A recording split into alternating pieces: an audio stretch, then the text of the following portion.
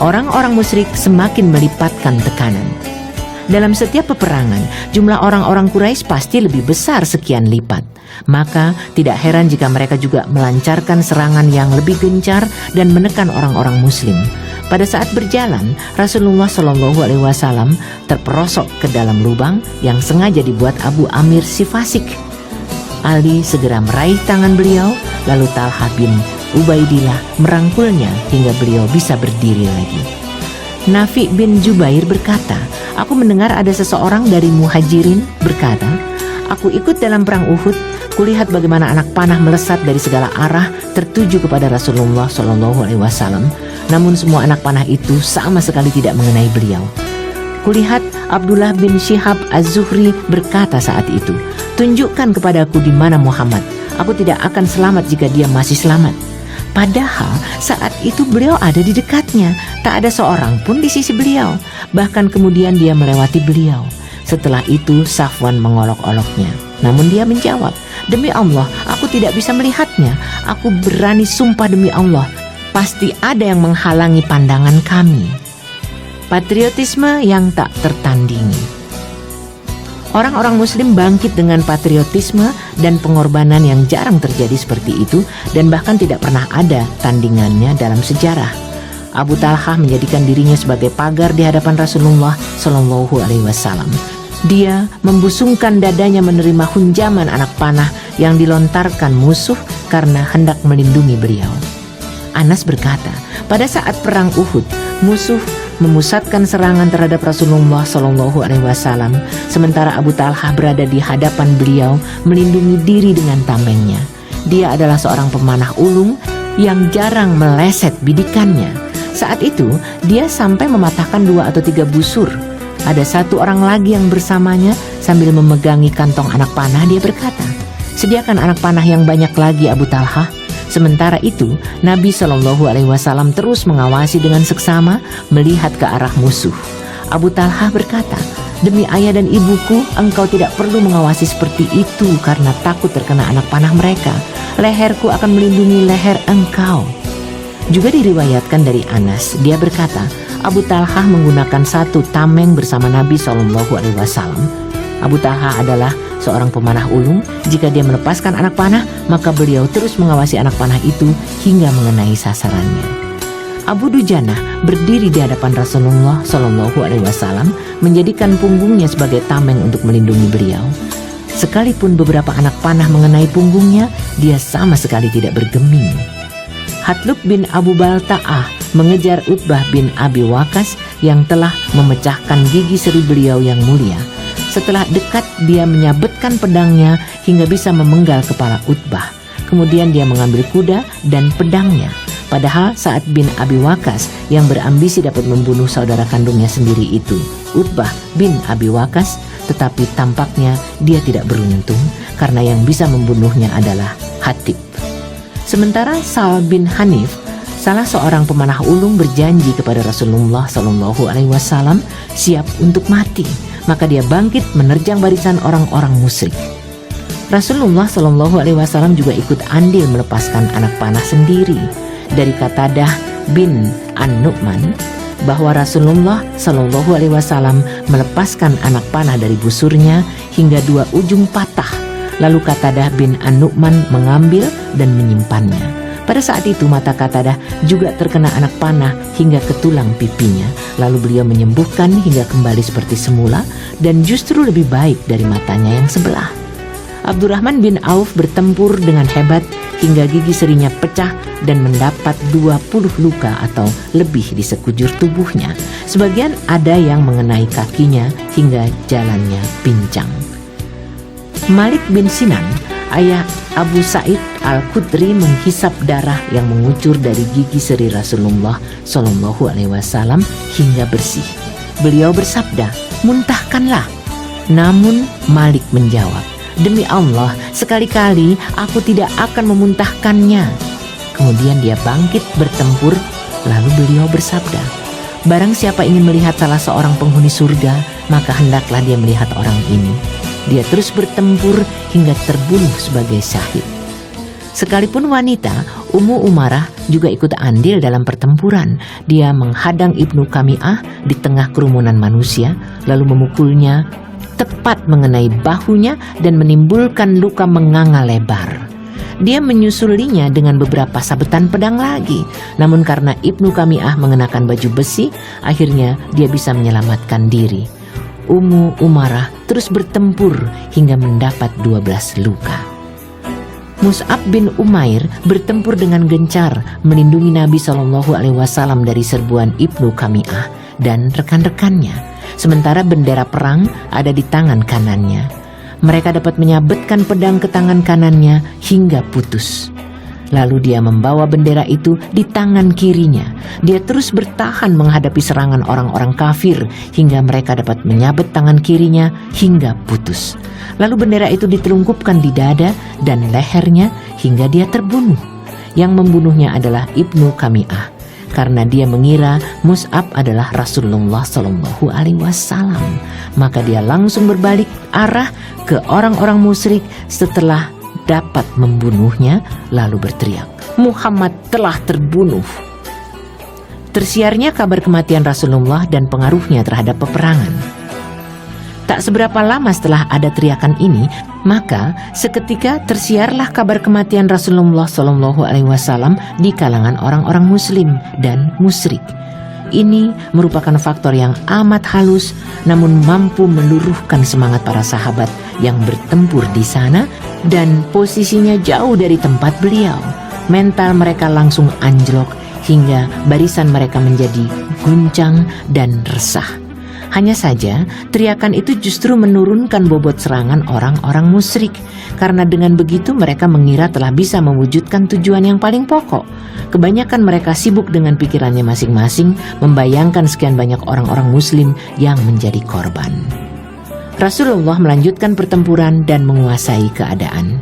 Setelah Mus'ab bin Umair terbunuh, Rasulullah SAW menyerahkan bendera ke Ali bin Abi Thalib yang kemudian bertempur dengan hebat. Dengan heroisme dan semangat membara yang tak ada tandingannya, para sahabat yang masih ada di sana bertempur dan juga bertahan. Pada saat itu Rasulullah SAW bisa menyibak jalan dan bergabung dengan pasukannya yang sebelumnya telah mengambil jalan memutar. Beliau menghampiri mereka.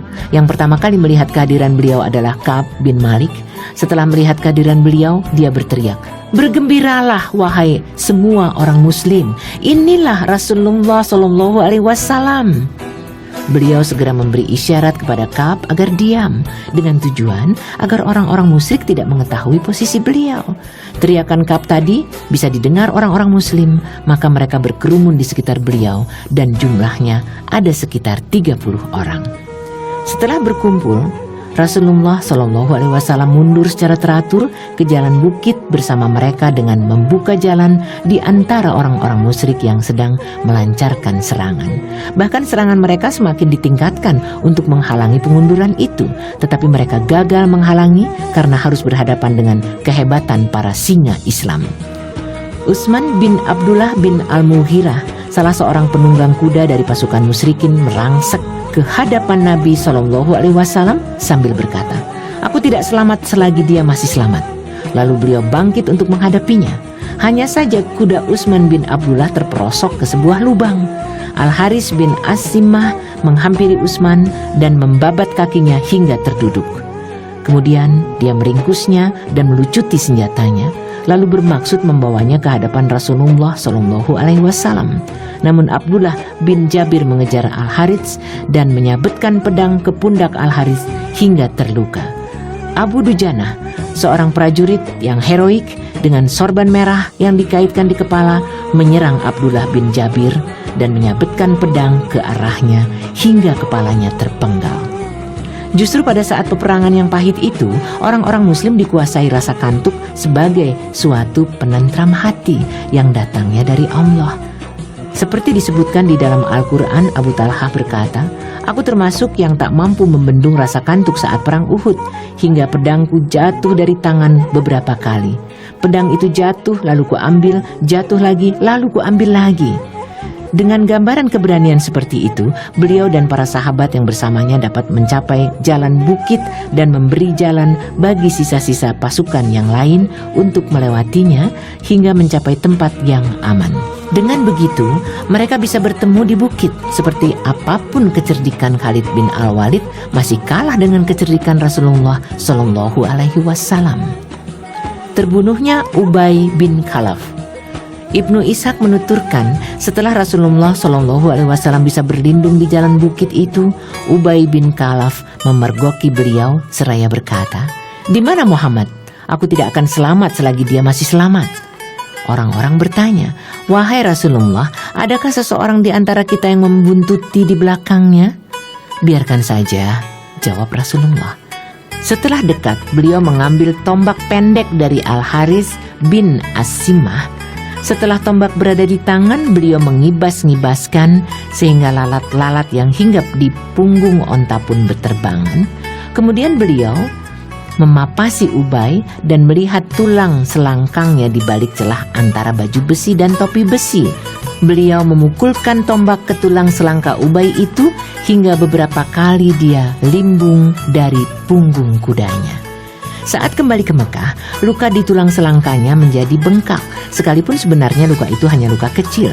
Melihat luka yang semakin membengkak itu, dia berkata, "Demi Allah, Muhammad telah membunuhku." Orang-orang berkata kepadanya, "Demi Allah, rupanya jantungmu sudah copot. Demi Allah, engkau sudah tidak mempunyai kekuatan lagi." Ubay berkata, "Selagi masih di Mekah, dulu dia pernah berkata kepadaku, 'Aku akan membunuhmu.' Demi Allah, andaikan dia meludahiku, maka ludahnya itu pun sudah bisa membunuhku." Akhirnya musuh Allah ini mati di Sarif, selagi orang-orang Quraisy pulang bersamanya ke Mekah. Dalam riwayat Abu Aswad dari Urwah disebutkan bahwa Ubay melenguh seperti sapi yang sedang melenguh, seraya berkata, "Demi yang diriku ada di tangannya, andai kata yang terjadi pada diriku ini adalah pada penduduk Zilmajaz, tentulah mereka akan mati semua." Pada saat mundur ke jalan bukit itu, mereka harus melewati gundukan pasir yang cukup tinggi. Rasulullah Shallallahu Alaihi Wasallam berusaha mencari gundukan itu, namun tidak bisa. Sebab beliau mengenakan 2 lapis baju besi, di samping luka yang cukup mengganggu gerakan beliau. Akhirnya Talhah bin Ubaidillah jongkok di bawah, lalu beliau berdiri di atas Talhah hingga dapat mendaki gundukan itu. Saat itu beliau bersabda, "Sudah seharusnya Talhah masuk surga." Serangan terakhir yang dilancarkan orang-orang musyrik. Setelah Rasulullah Shallallahu Alaihi Wasallam mendapatkan tempat sebagai pusat komando di jalan bukit, maka orang-orang musyrik melancarkan serangan yang terakhir sebagai upaya untuk menghabisi orang-orang muslim. Ibnu Ishaq menuturkan, selagi Rasulullah Shallallahu Alaihi Wasallam berada di jalan bukit, ada beberapa orang Quraisy yang mendaki bukit di bawah pimpinan Abu Sufyan dan Khalid bin Al-Walid. Beliau bersabda, "Ya Allah, tidak selayaknya bagi mereka untuk mengungguli kita." Kemudian Umar bin Al-Khattab bersama beberapa orang muhajirin menyerang mereka hingga mereka turun dari atas bukit. Sewaktu peperangan Al-Umawi, orang-orang musyrik juga pernah naik ke atas bukit. Lalu Rasulullah Shallallahu Alaihi Wasallam bersabda kepada Sa'ad, "Buatlah mereka ketakutan." "Bagaimana dengan hanya sendirian aku bisa membuat mereka ketakutan?" tanya Sa'ad. Namun beliau tetap bersabda seperti itu hingga 3 kali. Akhirnya Sa'ad mengambil sebatang anak panah dari tabungnya, lalu membidikkannya ke tubuh salah seorang musyrik hingga dapat membunuhnya. Sa'ad menuturkan, "Lalu anak panah itu kuambil lagi dan kubidikkan kepada seseorang yang lain hingga dapat membunuhnya. Kemudian anak panah itu kuambil lagi dan kubidikkan kepada seseorang yang lain lagi hingga dapat membunuhnya. Akhirnya mereka turun dari atas bukit. Kukatakan, ini adalah anak panah yang penuh barokah, lalu aku memasukkannya ke dalam tabungnya." Anak panah itu tetap disimpan Sa'ad hingga saat dia meninggal dunia, dan setelah itu disimpan anak keturunannya. Para syuhada dicincang. Ini merupakan serangan terakhir yang dilancarkan orang-orang Quraisy terhadap Nabi Shallallahu Alaihi Wasallam. Setelah mereka tidak tahu sama sekali kemana beliau pergi dan setengah yakin telah dapat membunuh beliau, maka mereka kembali lagi ke markas pasukan, kemudian bersiap-siap untuk kembali lagi ke Mekah. Di antara mereka ada yang masih berkutat pada kesibukannya, seperti yang dilakukan para wanita Quraisy yang terus mencari-cari orang-orang muslim yang terbunuh. Mereka ada yang memotong telinganya, hidungnya, kemaluannya, mencabik-cabik perutnya. Sementara Hindun binti Utbah mengambil jantung Hamzah lalu mengunyahnya. Karena dia tidak bisa menelannya, maka kunyahannya dimuntahkan lagi. Dia juga memotong telinga dan hidung Hamzah, lalu menjadikannya sebagai gelang kaki dan kalung. Seberapa jauh kesiapan para pahlawan muslimin untuk berperang hingga titik penghabisan? Pada detik-detik terakhir ini, ada dua peristiwa yang menunjukkan seberapa jauh kesiapan para pahlawan muslim untuk terus berperang dan seberapa jauh keteguhan hati mereka di jalan Allah. Inilah dua peristiwa tersebut. 1. Ka'ab bin Malik menuturkan, "Aku termasuk orang-orang yang bergabung dalam peperangan. Setelah kulihat tindakan orang-orang musyrik terhadap tubuh orang-orang muslim yang terbunuh, maka aku pun berlalu ke sana dan mengintip. Kulihat ada seorang musyrik yang mengumpulkan baju-baju besi yang di dalamnya masih ada jasad orang-orang muslim, seraya berkata, 'Kumpulkanlah sebagaimana kalian mengumpulkan kambing-kambing yang sudah disembelih.' Ternyata ada seorang muslim yang sudah menunggu kedatangannya sejak tadi sambil mengenakan baju besinya. Aku berjalan mendekat di belakangnya dan telah kuperkirakan jarak antara diriku dan orang muslim serta orang musyrik itu hingga semuanya bisa kulihat dengan jelas. Ternyata orang musyrik itu lebih lengkap dan lebih baik keadaannya. Aku terus mengawasi keduanya hingga mereka saling berhadapan. Lalu orang muslim memukul orang musyrik hingga terputus menjadi dua bagian. Orang muslim itu menampakkan wajahnya dan bertanya kepadaku, 'Bagaimana menurut pendapatmu wahai Ka'ab? Aku adalah Abu Dujana.' 2. Ada beberapa wanita mukminah yang datang ke medan peperangan setelah pertempuran usai. Anas menuturkan, kulihat Aisyah binti Abu Bakar dan Ummu Sulaim menyingsingkan gaunnya hingga terlihat gelang kakinya sambil menggendong geriba tempat air di punggung. Mereka berdua memberi minum kepada orang-orang lalu kembali mundur ke belakang untuk memenuhi geribanya lalu maju lagi untuk memberi minum. Umar berkata, Ummu Sulaim memberikan geriba kepada kami pada waktu perang Uhud. Di antara para wanita itu ada juga Ummu Aiman. Saat dia melihat orang-orang muslim lari kocar-kacir dan bahkan sebagian di antara mereka ada yang hendak kembali ke Madinah, maka seketika itu dia menaburkan debu ke wajah mereka. Dia berkata kepada mereka, "Jalankan saja alat penggiling dan berikan padaku pedangmu." Setelah itu, dia segera pergi ke kancah peperangan memberi minum kepada orang-orang yang terluka. Bahkan dia juga sempat membidikan anak panah mengenai Hibban bin Al-Arikah. Sekalipun anak panah itu mengenai sasaran, tetapi mental karena mengenai baju besi. Musuh Allah itu pun tertawa terbahak-bahak karenanya. Hal ini membuat Rasulullah SAW tidak senang. Beliau menyerahkan sebuah anak panah tanpa ada matanya kepada Sa'ad bin Abi Waqqas, lalu saat membidiknya ke arah Hibban dan tepat mengenai sasaran pada tengkuknya, hingga membuatnya terjengkang ke tanah. Beliau tersenyum hingga terlihat gigi gerahamnya. Saat itu beliau bersabda, saat telah melecehkan Hibban untuk Ummu Aiman, Allah telah memenuhi doanya. Setiba di jalan bukit. Setelah Rasulullah SAW berada di jalan bukit, Ali bin Abu Thalib pergi. Tak seberapa lama kemudian dia kembali lagi sambil membawa perisai dari kulit yang sudah dipenuhi air yang diambil dari mata air Al-Mikhras. Dia menghampiri beliau dan menyuruh untuk meminumnya. Namun beliau mencium bau yang tidak sedap sehingga tidak jadi meminumnya.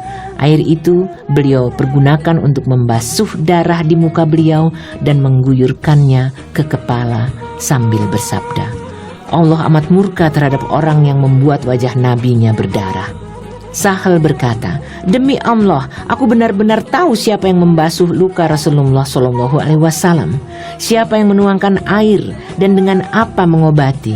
Fatimah, putri beliau yang membasuh, dan Ali bin Abu Thalib yang menuangkan air.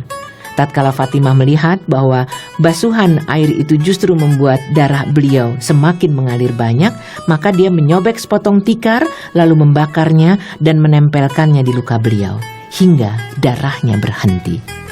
Muhammad bin Maslamah datang sambil membawa air yang segar. Maka Nabi Shallallahu Alaihi Wasallam meminumnya dan mendoakan kebaikan baginya.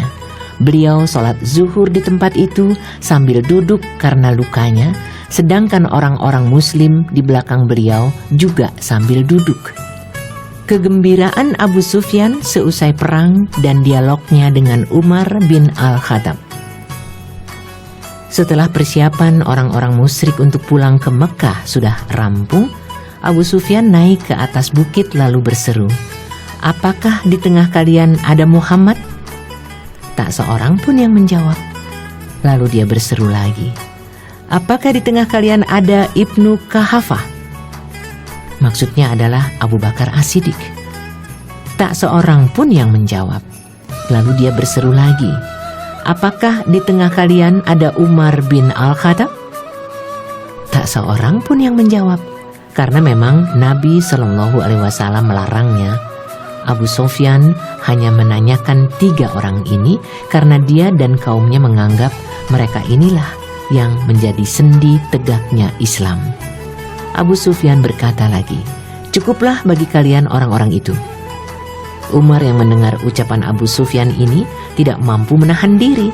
Dia pun berteriak, "Wahai musuh Allah, orang-orang yang engkau sebutkan itu masih segar bugar dan justru Allah mengekalkan apa yang membuatmu sial." Abu Sufyan menimpali, "Nyatanya di antara kalian banyak yang mati dan aku tidak mengurusnya. Engkau sendiri tidak bisa mencelakakan aku." Kemudian dia berkata lagi, "Junjunglah Hubal." "Mengapa kalian tidak menjawabnya?" tanya Rasulullah. "Apa yang harus kami katakan?" Mereka ganti bertanya kepada beliau. Beliau menjawab, "Jawablah, Allah lebih tinggi dan lebih agung." Abu Sufyan berseru lagi, "Kami punya Uzza dan kalian tidak memilikinya." "Mengapa kalian tidak menjawabnya?" tanya Rasulullah kepada para sahabat. "Apa yang harus kami katakan?" Mereka ganti bertanya. Beliau menjawab, "Jawablah, Allah adalah penolong kami dan kalian tidak mempunyai seorang penolong pun."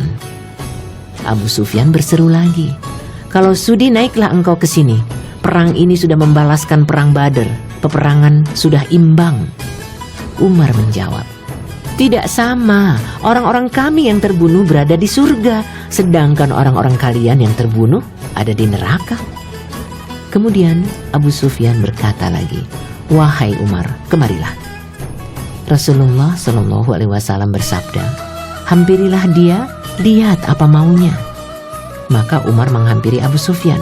Setelah mendekat, Abu Sufyan bertanya, "Demi Allah, aku memohon kepadamu wahai Umar, apakah kami benar-benar telah membunuh Muhammad?" "Demi Allah, sama sekali tidak," jawab Umar. "Beliau pun bisa mendengar perkataanmu saat ini." Abu Sufyan berkata, "Bagiku engkau lebih jujur dan lebih baik daripada Ibnu Kami'ah, karena Ibnu Kami'ah yang berteriak saat pertempuran sedang berkecamuk bahwa dia telah membunuh beliau." Ibnu Ishaq menuturkan, setelah Abu Sufyan dan orang-orang yang bersamanya berbalik arah untuk kembali ke Mekah, dia berseru, tempat yang telah disepakati pada tahun depan adalah Badr. Rasulullah Shallallahu Alaihi Wasallam bersabda kepada salah seorang di antara sahabat, "Jawablah, iya, di sanalah tempat yang telah disepakati antara kami dan kamu." Kemudian Rasulullah Shallallahu Alaihi Wasallam mengutus Ali bin Abu Thalib seraya bersabda, "Pergilah dan buntutilah mereka. Lihatlah apa yang mereka lakukan dan apa yang mereka kehendaki. Jika mereka mengikat kuda dan menaiki ontanya, berarti mereka pergi menuju Mekah. Namun jika mereka menaiki kuda dan mengikat ontanya, berarti mereka hendak menuju Madinah.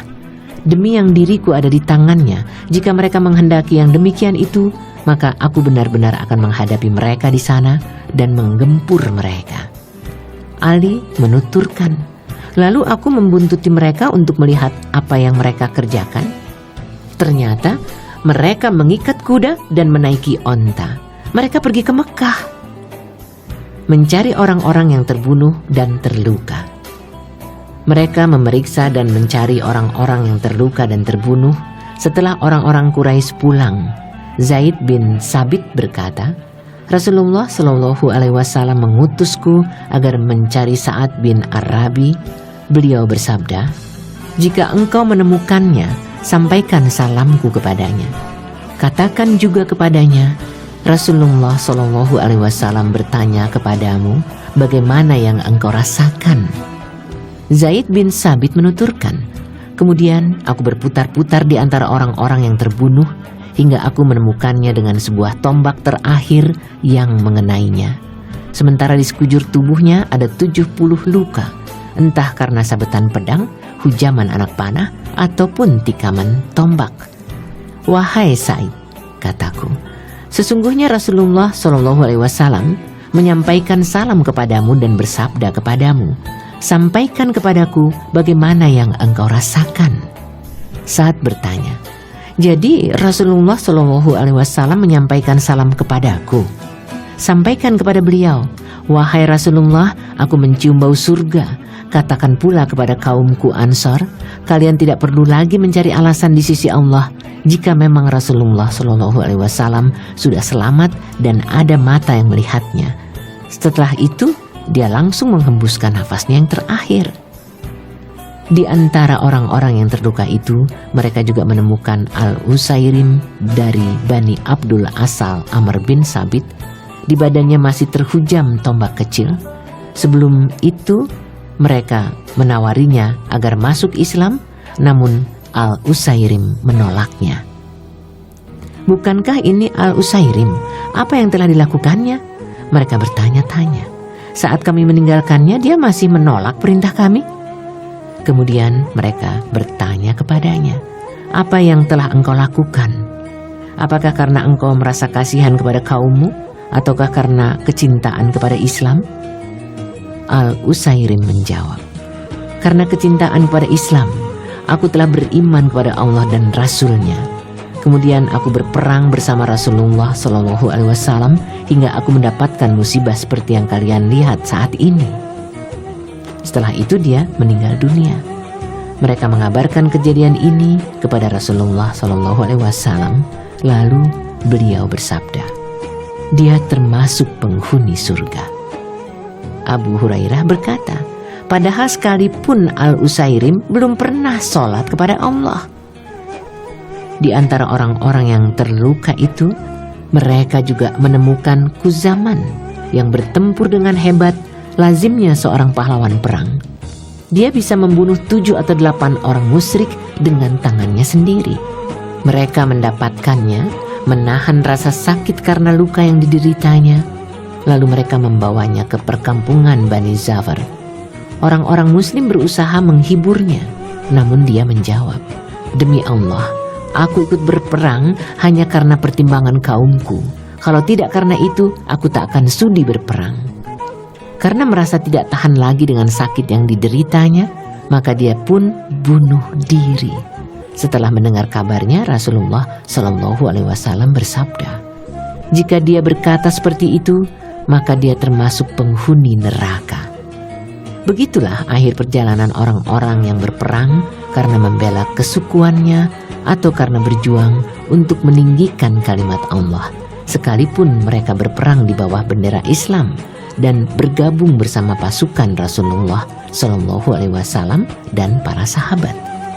Sebaliknya, di antara orang-orang yang terbunuh terdapat seorang Yahudi dari Bani Sa'labah, namanya Mukhairik.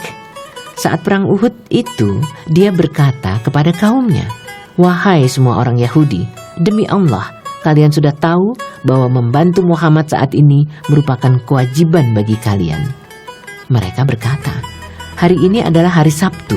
Hari Sabtu adalah hari besar dan suci bagi orang-orang Yahudi. Pada hari ini, mereka tidak diperkenankan berperang. Tidak ada hari Sabtu bagi kalian, jawabnya. Lalu mengambil pedang dan segala perlengkapan seraya berkata, kalaupun aku mendapat celaka, aku tak peduli dengan diri Muhammad. Biarlah dia berbuat semaunya. dalam peperangan ini. Kemudian dia pergi ke medan perang dan bertempur hingga terbunuh. Rasulullah SAW bersabda dengan dirinya, Muhairik adalah sebaik-baik orang Yahudi. Menghimpun jasad para syuhada dan menguburkannya.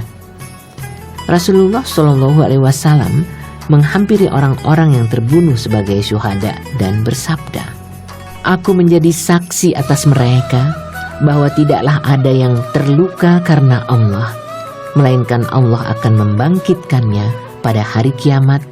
Lukanya berdarah, warnanya warna darah, namun baunya adalah bau minyak kasturi. Sebagian sahabat ada yang sudah membawa para korban yang terbunuh ke Madinah. Lalu beliau memerintahkan agar mengembalikan para korban itu ke Uhud dan menguburkannya di tempat masing-masing menemui ajalnya tanpa dimandikan. Jasad mereka dikuburkan beserta pakaian yang melekat di badan setelah melepas bahan-bahan pakaian dari besi dan kulit. Satu lubang di sini, 2 atau 3 jasad, dan setiap 2 orang dibungkus dengan 1 lembar kain.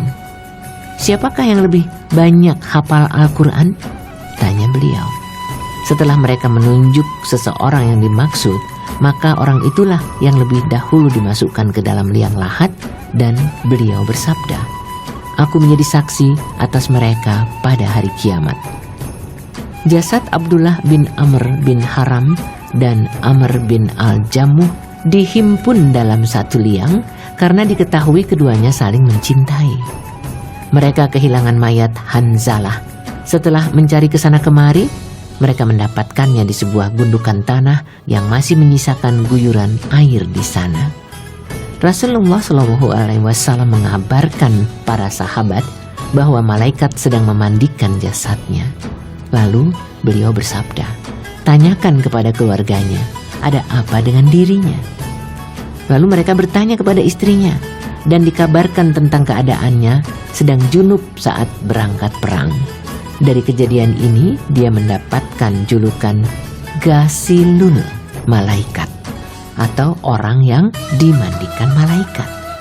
Setelah melihat keadaan Hamzah, paman dan saudara susuan, Rasulullah SAW amat berduka.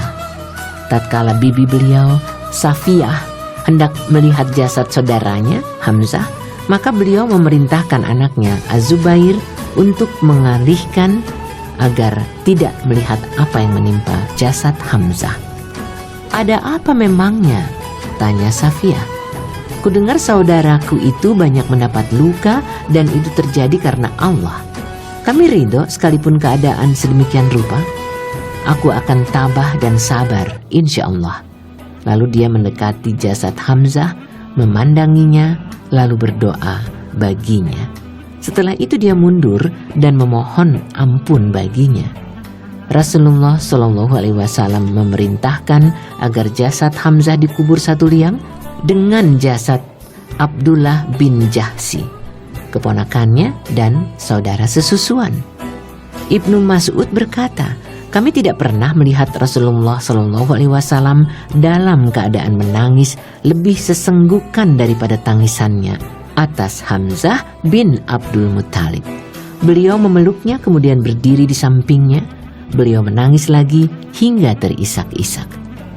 Pemandangan para syuhada benar-benar sangat mengenaskan dan membuat hati teriris-iris. Khabbab berkata, tidak ada kafan bagi Hamzah selain selembar mantel yang berwarna putih bercampur hitam. Jika mantel itu ditarik ke bagian kepala, maka kakinya menyembul. Dan jika ditarik ke bagian kaki, maka kepalanya yang menyembul. Akhirnya, mantel itu ditarik menutupi kepala dan kakinya ditutupi dengan daun. Abdurrahman bin Auf berkata, Mus'ab bin Umair terbunuh padahal dia lebih baik daripada aku. Dia dikafani dengan mantel. Jika bagian kepalanya ditutupi, maka kakinya menyembul. Dan jika kakinya yang ditutupi, maka kepalanya yang menyembul. Riwayat serupa juga berlaku bagi Khabbab. Dalam keadaan seperti itu, Rasulullah SAW bersabda kepada kami, tutuplah mantel itu ke bagian kepalanya, dan tutupkan dedaunan ke bagian kakinya. Rasulullah memanjatkan puji dan doa kepada Allah. Al-Imam Ahmad meriwayatkan tentang kejadian pada perang Uhud. Setelah orang-orang musyrik kembali, Rasulullah SAW bersabda, "Berbarislah yang lurus, aku akan memuji Allah dan berdoa kepadanya." Maka mereka pun berjajar membuat beberapa syaf ke belakang beliau, lalu beliau membaca doa. Allahumma lakal hamdu kulluh. Allahumma la qabida lima basatta, wa la basita lima qabadta, wa la hadiya lima adlalta, wa la mudilla liman hadaita, wa la mu'tiya lima mana'ta, wa la mani'a lima a'tayta, wa la muqarriba lima ba'adta, wa la muba'ida lima qarrabta. اللهم ابسط علينا من بركاتك ورحمتك وفضلك ورزقك. اللهم إني أسألك النعيم المقيم الذي لا يحول ولا يزول. اللهم إني أسألك النعيم يوم العيلة والأمن يوم الخوف. اللهم إني عائذ بك من شر ما أعطيتنا وشر ما منعت. اللهم حبب إلينا الإيمان وزينه في قلوبنا وكره إلينا الكفر والفسوق والعصيان واجعلنا من الراشدين. اللهم توفنا مسلمين وأحينا مسلمين وألحقنا بالصالحين غير خزايا ولا مفتونين. اللهم قاتل الكفرة الذين يكذبون رسلك ويصدون عن سبيلك واجعل عليهم رجزك وعذابك. اللهم قاتل الكفرة الذين أوتوا الكتاب إله الحق. Ya Allah, segala puji bagimu. Ya Allah, tidak ada yang bisa memungut apa yang Engkau hamparkan. Tidak ada yang bisa menghamparkan apa yang Engkau pungut. Tidak ada yang bisa memberi petunjuk kepada orang yang Engkau sesatkan. Dan tidak ada yang bisa memberi kesesatan kepada orang yang Engkau beri petunjuk. Tidak ada yang bisa memberi apa yang Engkau tahan, dan tidak ada yang bisa menahan apa yang Engkau berikan. Tidak ada yang bisa mendekatkan apa yang Engkau jauhkan, dan tidak ada yang bisa menjauhkan apa yang Engkau dekatkan. Ya Allah, hamparkanlah kepada kami dari barakah-Mu, rahmah-Mu, karunia-Mu, dan rizki-Mu. Ya Allah, sesungguhnya aku memohon kenikmatan yang kekal kepadamu, yang tidak berubah dan habis. Ya Allah, sesungguhnya aku memohon pertolongan kepadamu saat lemah dan keamanan pada saat ketakutan. Ya Allah, sesungguhnya aku berlindung kepadamu dari kejahatan yang Engkau berikan kepada kami dan kejahatan yang Engkau tahan dari kami. Ya Allah, buatlah kami mencintai iman dan buatlah iman itu bagus di dalam hati kami. Buatlah kami membenci kekufuran, kefasikan, dan kedurhakaan. Jadikanlah kami termasuk orang-orang yang mengikuti jalan kebenaran. Ya Allah, matikanlah kami dalam keadaan berserah diri dan hidupkanlah kami dalam keadaan berserah diri. Himpunlah kami bersama orang-orang yang soleh tanpa ada kehinaan dan bukan dalam keadaan mendapat cobaan. Ya Allah, musuhilah orang-orang kafir yang mendustakan rasul-rasul-Mu dan menghalangi manusia dari jalan-Mu. Berikanlah siksaan dan azab-Mu terhadap mereka. Ya Allah, musuhilah orang-orang kafir yang telah diberi Alkitab. Engkaulah yang benar. Kembali ke Madinah. Seusai mengubur para syuhada, berdoa kepada Allah dan pasrah kepadanya, Rasulullah SAW kembali ke Madinah. Di sini terlihat butir-butir dan kasih sayang dari para wanita mukminah seperti kecintaan yang ditampakkan orang-orang mukmin di kancah peperangan. Di tengah perjalanan, beliau berpapasan dengan Hamzah binti Jahsy. Setelah kematian saudaranya dikabarkan kepadanya, dia berucap, "Inna lillahi," lalu memohon ampun baginya. Dia berbuat hal serupa tatkala dikabarkan kematian pamannya, Hamzah bin Abdul Muthalib. Ketika dikabarkan kematian suaminya, Mus'ab bin Umair, maka dia menjerit dengan suara keras. Saat itu beliau bersabda, "Sesungguhnya suami wanita itu mempunyai tempat tersendiri di hatinya." Di tengah perjalanan, beliau juga berpapasan dengan seorang wanita dari Bani Dinar yang suami, saudaranya, dan ayahnya terbunuh dalam perang Uhud. Saat orang-orang memberitahukan kematian mereka, wanita ini justru bertanya, "Lalu apa yang terjadi pada diri Rasulullah SAW?"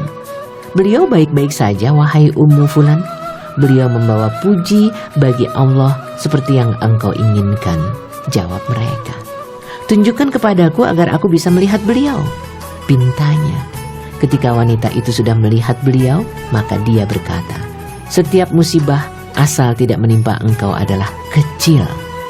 Lalu datang Ummu Sa'd bin Mu'adz sambil berlari-lari.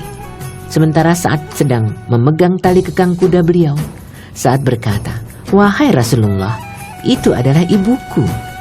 "Selamat atas kedatangannya," sabda beliau. Lalu beliau berdiri sendiri untuk menyongsongnya. Setelah dia dekat, Amr bin Mu'az, anaknya yang lain, berusaha menghiburnya. Namun Ummu Sa'd berkata kepada Rasulullah, "Selagi kulihat engkau selamat, maka musibah yang menimpa ku anggap ringan."